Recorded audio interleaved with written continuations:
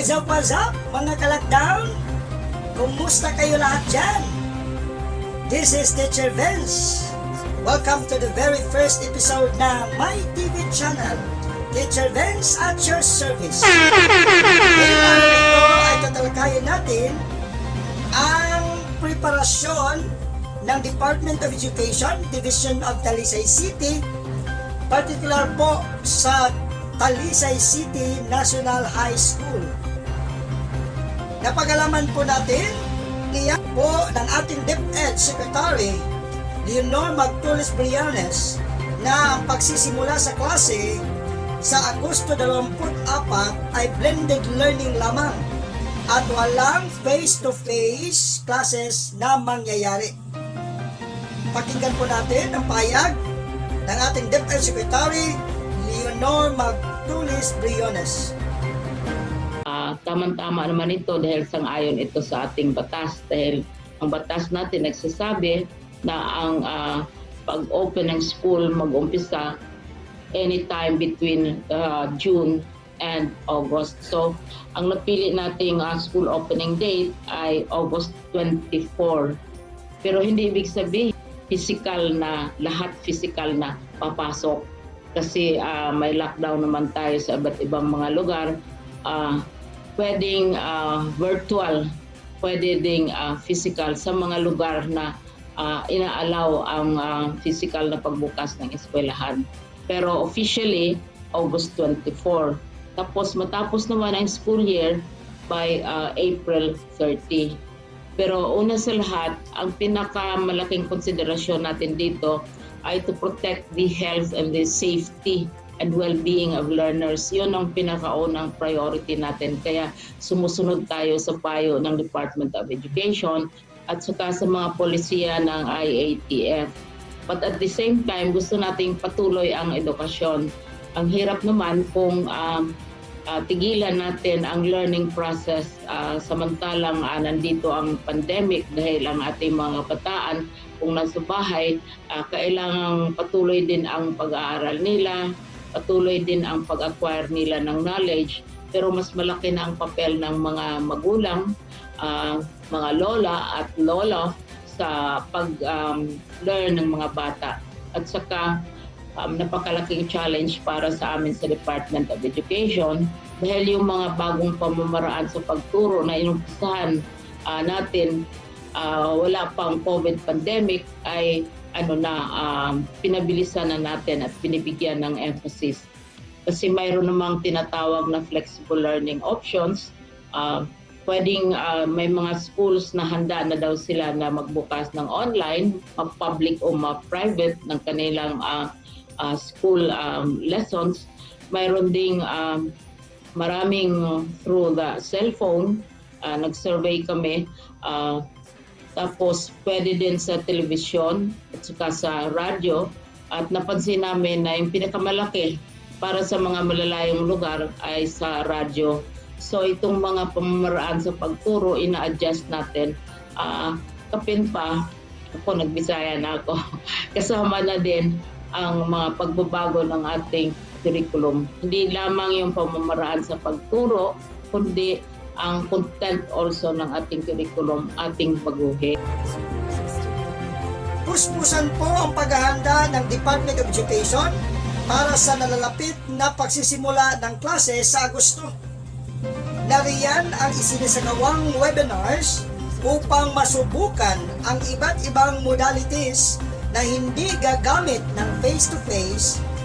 Pakinggan po natin ang pahayag ng Schools Division Superintendent from Division of Talisay City, Dr. Evangel Luminarias.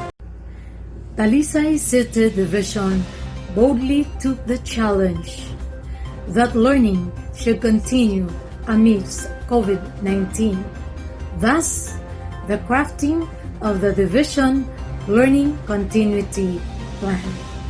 Racing after time and knowing that August 24 is barely 2 months away, the implementation of the LCP immediately started. The CID group, headed by the very able, hardworking, and very competent Chief Dr. Malu Ipong and her staff took the good job of implementing the LCP. It commenced by conducting trainings on module writing. There were 5 groups who were trained in writing the module. The first group, or level 1, was the training of the EPS and the district supervisors. The second level was attended by all the school heads, and they were trained by the EPS and the PSDSS. The third level was attended by all master teachers, while the fourth level was attended by the subject specialists of each school. And the last group trained were the teachers of all the schools, grouped by district. This happened the last week of May and the first week of June, after which we were able to produce 1 module per teacher. This was followed by the training of all the chosen personnel who will do the quality assurance. Salamat po, Dr. Evangel M. Luminarias, Schools Division Superintendent of Division of Talisay City.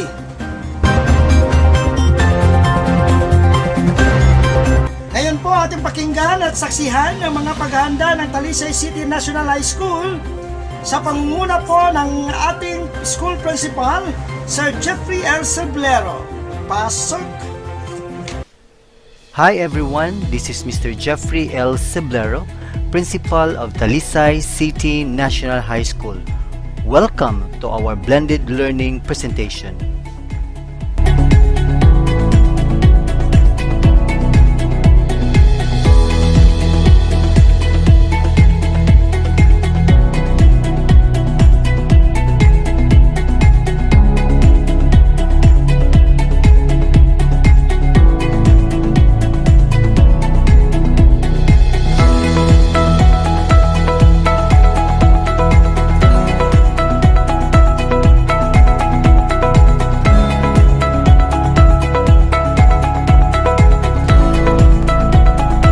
Welcome to our virtual faculty meeting. This is the new normal. Congrats once again to Talisay City National High School teachers, especially our class advisors, ICT, LIS focal, by respective grade level. We are at 90% enrollment before July 15, and we are challenged now of tagging. We are still at 70%. Go lang ng go. This morning, I'm going to present to you our action plan for module distribution and retrieval, or the self-learning kit, options and steps. I am going to present to you the updates in the division office, DepEd Talisay, on the preparation of the 2020-21 opening of classes. I cannot do it alone. I need your support. I would like to thank our grade leaders, Mrs. Taliedo for grade 7, Mrs. Capa for grade 8, Mrs. Chavez for grade 9, Mrs. Alaba for grade 10, Mrs. Nacion for grade 11, and Dr. Parejas for grade 12. I need your support for our learners, para sa bata, para sa bayan. We are now becoming the frontliners. Are you ready? These are the following schedules in the division office regarding our simulation and distribution of our self-learning kit. Presentation of the learning modalities to utilize by the 3 recommended schools for regional compliance. That is on August 3. August 4. Orientation to the parents, barangay officials of the different learning modalities. However, since we are big, we have to schedule our date, and that is already given ahead of time to the grade leaders. August 5, first dry run simulations on the use of selected modalities. First day of distribution of modules to learners. August 12, retrieval of modules for the first week simulation. August 13, simulation of the modalities in the 3 selected schools: Haklupan National High School, Talisay City National High School, Talisay City Central School. Conduct of M&E. August 14 and 15, retrieval of learning materials, assessment, and feedback giving. August 17 to 21, second dry run simulation in all schools from delivery, collection, checking, and recording of scores by teachers. And August 24 is the opening of school year 2021. So this is the flow of our meeting. I'm going to present to you the action plan of our different options, and also I'm also presenting to you our modalities to be used for this school year. I need your suggestions, opinions, ideas so that we can harmonize with our implementation. Okay? Okay, thank you so much. First day of distribution of modules to learners, parents. So mo ni ko na to. Unsa man kanang ato lang tong TN katong grade 7, grade 8, grade 9, grade 10, unsa man grade leaders, unsa man atong ipasimulate nga naa to atong option 4 nga naa ang module, naa sad ang USB. Oh. Ato ang sabot ato no kay nagpili mo no? Usa-usa ka to sir, pero usa-usa ra to. Lain kay usa-usa ra niya. Dag. Usa na siguro ka level, sir no, usa ka section. Usa ka level, usa ka section imo hapon. Ako mga bata, grade 8. So ang ato ang taga na grade 8 parents. Katong mo grade 9 lang sir ha. Katong grade 9 lang. Oh. Sige. Katubon. Atong example ani is section. Dili section kuan bon. Tibuok yun mo bon. Nga maglingkod dito sa ato ang station. Di buok ay upat ka section ra sir, kay upat man to ka. Kini bon ay. O tanang station gid sir. Tanang station butangan nato. Mag-simulate yun ta. Balag pila lang ka parent ang muto nga sir no. Bahala lang pila lang ka parent. Ingna na lang sila daan. Bahalag pila lang ka parent manunga. Sige sir. Ako sila pay baon sir. Kay para makasimulate sila adtong dapita. Nya naasad ato ang GAR, naasad ato ang CERT, naasad ni ato ang kining soft copy modules na ay mga tablet. Na magdala sa sila og kuan tablet. So ingon sa dato sila bon ina mo mga grade leader, mga teacher nga kuha na ang inyong parent na magda og cellphone or soft copy. Okay, sir. Kanang USB. Para naji kanang dry run ba sample na to nga mo na to ang option 4 gigamit. Ganahan gyud kay ta nga dili lang ta manglakaw.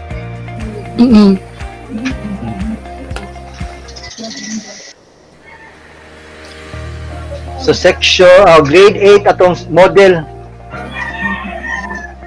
Pila ka section 16 no? 18 ni sir. 18. Pero mga incoming grade 9 sila sir. Mga incoming grade 9 na sila. Kaya para aron makuan. So assist. Kaya mo assist sa tanaw-tanaw sa Daniel no. Kay kuan. Sir. So naalang tingali ang mga grade leaders ani. So amo sir, sir nga grade 8 lang sa sila sir ha. I-assume lang sa nato nga grade 8 lang sana sila. Hmm. Sige sir. Dayon, depende ayan na panhaatan ng parents siguro mga kuan na tingali mga lima lang sa siguro, 5 kang kuan, 5 ani, 5. Nga taga dumlog ka day or poblasyon. O daghan naming taga Dumlog. Kana lang Dumlog siguro sir. Taga dumlog ra. Dili lang lain. Isa to yung mga napamay mo GC no, ino lang kinsa tong mga estudyante dire nga taga dumlog kay kamo ang inyong parent, guardian mo gamiton inig simulation inig ka August 5. Sige sir. Timing sa na ang August 5 mausad na ilahang supposed to be kuan ng orientation sa tuwa niya. Wala man tay kuan ana kay mag simulation man. Okay na, August 5, danata sa August 5. Nya inyo lang gidaan nga magdaog. Kabaw na lang sila magdana na og kanang mga kuan.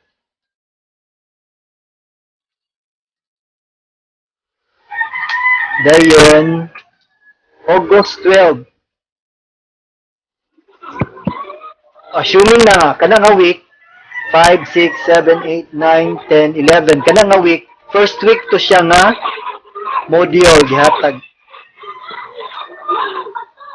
5 lang ka parents din okay para magpasuot daan og kuan ba? Pasuot daan og box. Okay sir. O folder sa school magpariso ko daan. August 12 retrieval na sad. Retrieval of modules. Retrieval for the first week. For the first week simulation. So, adto sila sa eskwelahan ana no? Kay muhatod sa ilahang answer.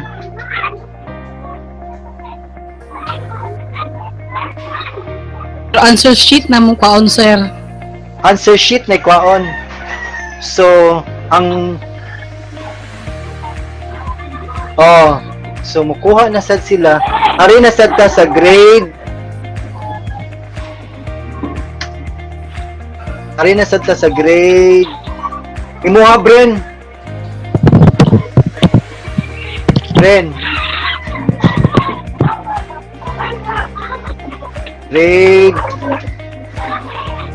10 atong gamiton.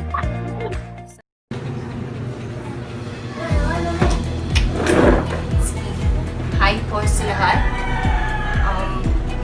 Ako po ay isang guro mula sa TCNHS National High School. So kami po ay inatasan na maghanda ng isang paraan upang maglusad sa ngayong pasukan. So isang paraan ng solusyon upang matugunan ang pagkatuto ng mga mag-aaral, ang paglusad o ang paggawa ng module.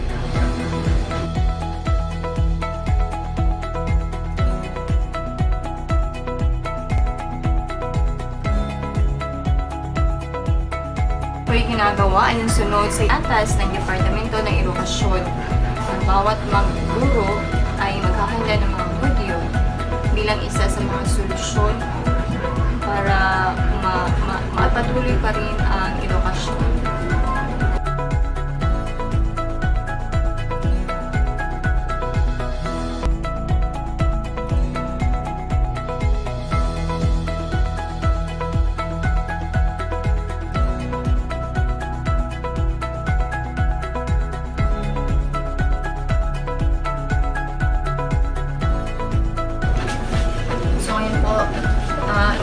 Piniprint na muna nito para sa distribution.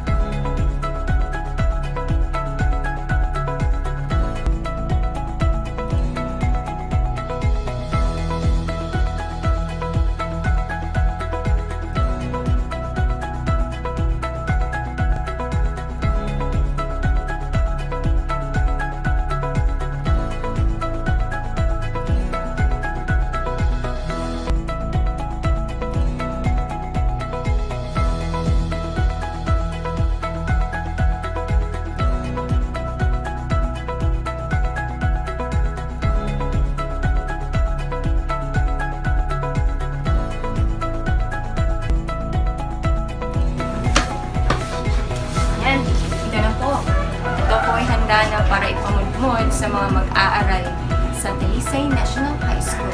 So ngayon, paalam sa lahat!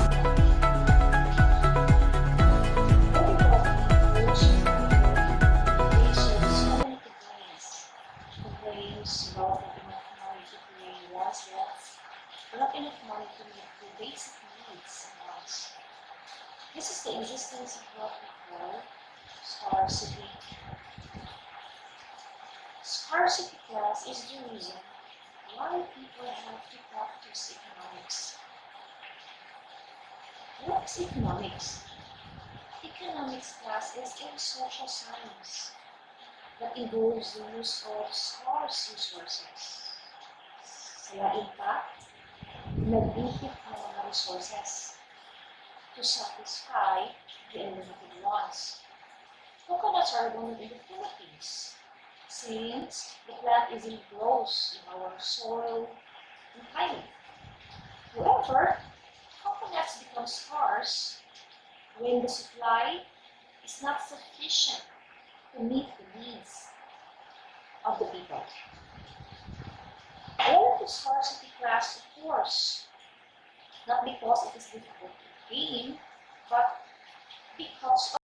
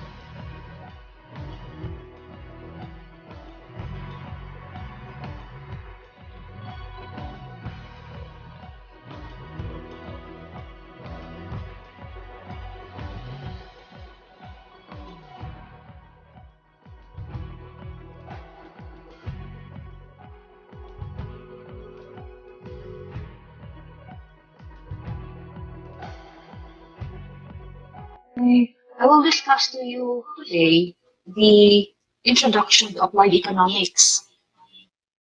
Everybody goes through a day faced with so many complaints, Di ba?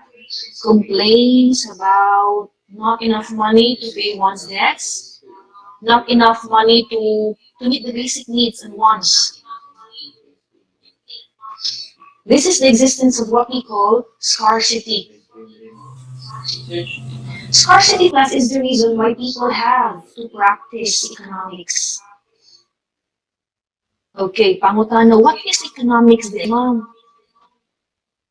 Economics class is a social science that involves the use of scarce resources. Kung saan ang scarce resources class?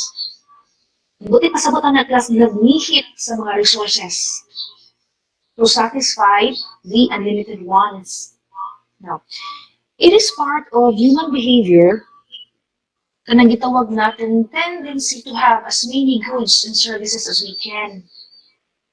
Kaya mo na siyang economics class, no? So social science that involves the use of scarce resources just to satisfy the unlimited ones. However, class, the ability to buy goods and services is limited by his income and purchasing power. It is therefore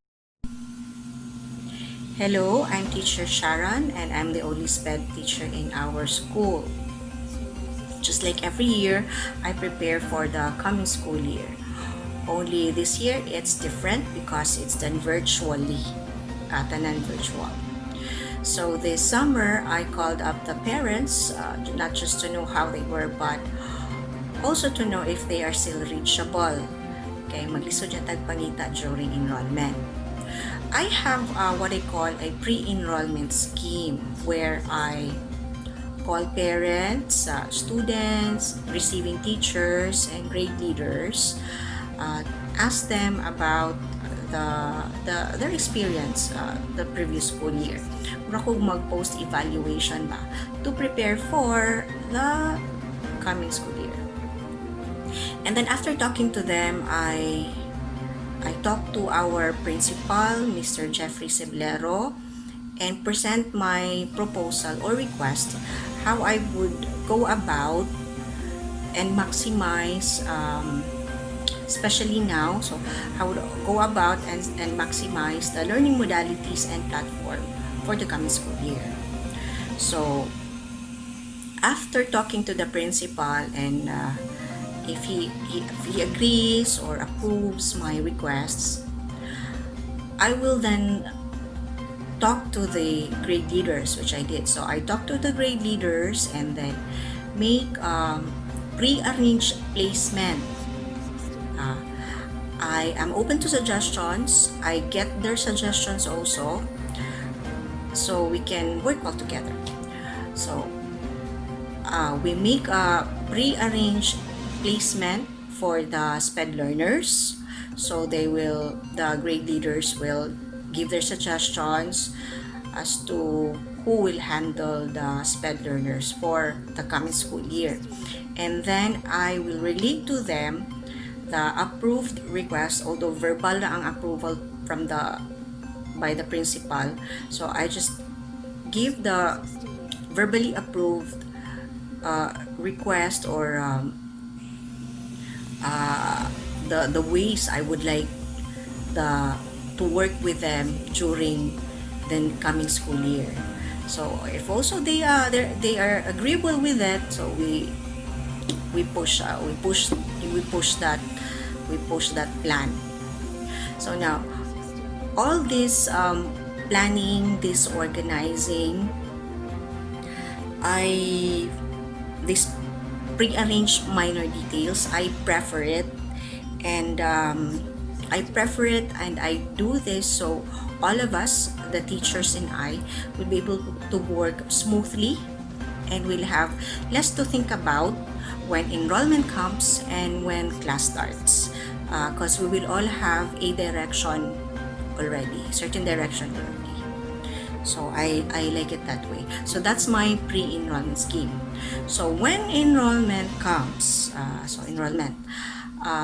this enrollment, I gave the enrollment links to parents who already gave me their FB accounts. So for those I could not directly reach, I searched for common friends to help me reach out to them. And so I assist the parents, also the students, and I did not personally enroll the students because I'd like the parents to experience this new thing. Bag-ugod ni siya. So para ka experiencean sila, I suggested that they do it themselves. So all the parents enrolled their students through the enrollment link. Those parents who did not know how to do it and did not have any FB accounts, I also suggested that they ask help from their children, naam sila mga anak nga dagko na, mga mature, or friends who can help them, or maybe their husbands or anak, which of course they did. So the enrollment was I can say smooth because all of the students in my list are officially enrolled. So how do I know? How do I know this? I also monitor the enrollment by asking the focal persons and the grade leaders if nasud na dito ang mga pangan sa mga estudyante. So once that is done, once I am satisfied, and I'm very happy to say that all of the students enrolled, all the parents were very cooperative. So salamat ko sa mga ginikanan. So the next thing is to wait what's the next step. And everybody seems to be very busy making modules. So I was like, central office will provide. Kay kanila mag-agad ko sa regular kay the students are inclusive. So mag-agad ko sa module sa regular, and that's when I modify it.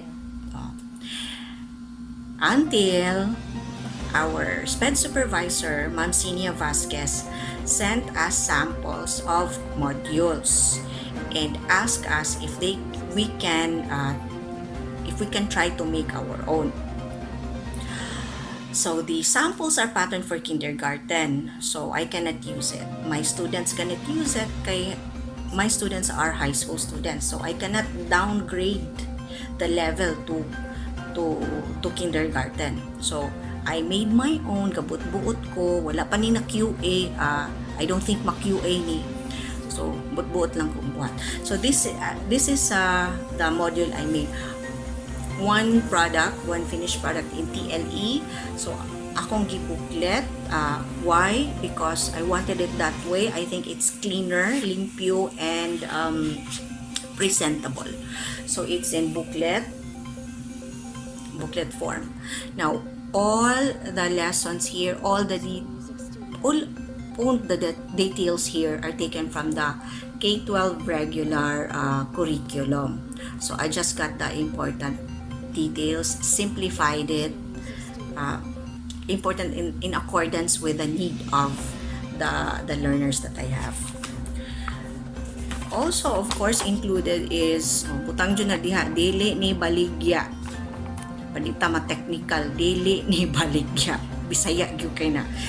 And the instruction, how to use it. So the instruction is both for the parent and the student. Also the expectation, so what they will learn after experiencing the module. Also in this booklet, I included the activities para, I don't like loose leaves. So, kay mawa na niya. Kung ano mo tinang bulingita, tinang crumpled na. So, in the booklet are activity sheets. Simplified still, ones that will fit the student's ability. Answer key para perfect. And some other things that the parent will need in assisting the learners or the students when they do the lessons. Now, that booklet will be used by that booklet will be used by students with intellectual disabilities. Now, for the low vision, the booklet is still mura siya kuan. Gistaple ra ni ma'am. It's enlarged. Same content, only the font size is changed. Okay. Now, the font size depends on the ability sa need sa low vision. For the blind, my Perkins Brailler is not with me. I do not have it, so the other option is to voice record. Because the parent might find it tedious to keep on dictating ba, na magsige siya dictate sa mga modules. So, I opted for a voice record. And also, the blind can repeatedly listen to the recording. Yeah, as ito nga parts nga gusto siya balikon, pwede. But I will be including the booklet as well para naay reference ang guardian or parent. No, mangutan naman yun na ang student. But I am open to their calls. No, I will assist anytime or schedule time. Inig na sila yung mga pangutana. The modules will be placed in a learning kit in this envelope bag together with a few basic needs like ballpens, pencils, and other stuffs. Now, for the distribution, I asked the principal if I can make my own distribution scheme. Okay, these students are spread all over Talisay City. So, still, with the quarantine protocols, we'll follow the quarantine protocols, but I have main drop-offs, no, para di sila problema pa asa nila kuhaon if they cannot come to our school to get the modules. Now, I am just very thankful that the principal gives me free rein and allows me to do my duty, no, to perform my task with every detail in the SPED program. So, to me, the open communication, the honest collaboration with the parents, as well as the students, no, and teachers are essential keys in creating this SPED universe in our school. And para ni sa SPED learners, laban lang, keep safe everyone. Talisay City National High School Alternative Learning System. The OWL's mission and vision.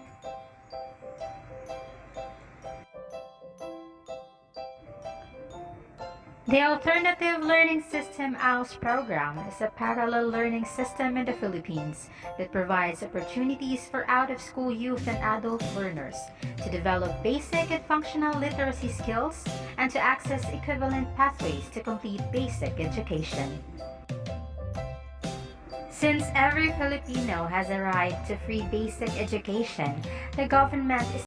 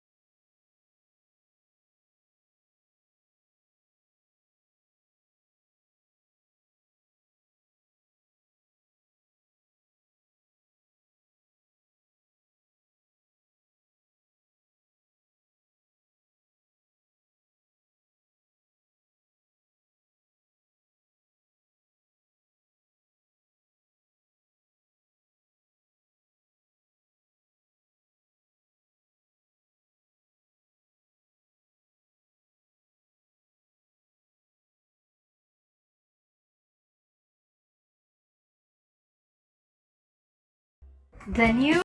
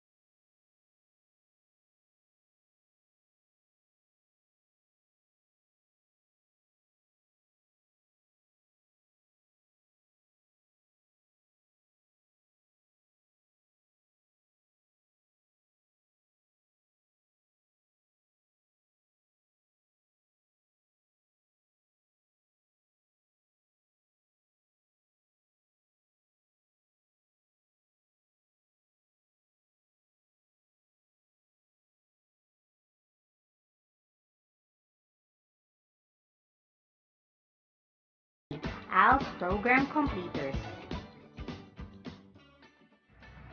Ang AYRT o A&E Readiness Test ay sasagawa ng ALS Task Force ngayong taon bilang kapalit ng A&E Test para sa ALS Program Elementary Level and Junior High School Level completers ng school year 2019-2020 at mga nakaraang taon. Kailangang magkaroon ng isang presentation portfolio output ng isang ALS completer upang maging katibayan ng kanyang karunungan at kakayahan. Ito ay nagsisilbi ding requirement upang ang isang ALS completer ay maging karapat-dapat sa pagkuha ng test.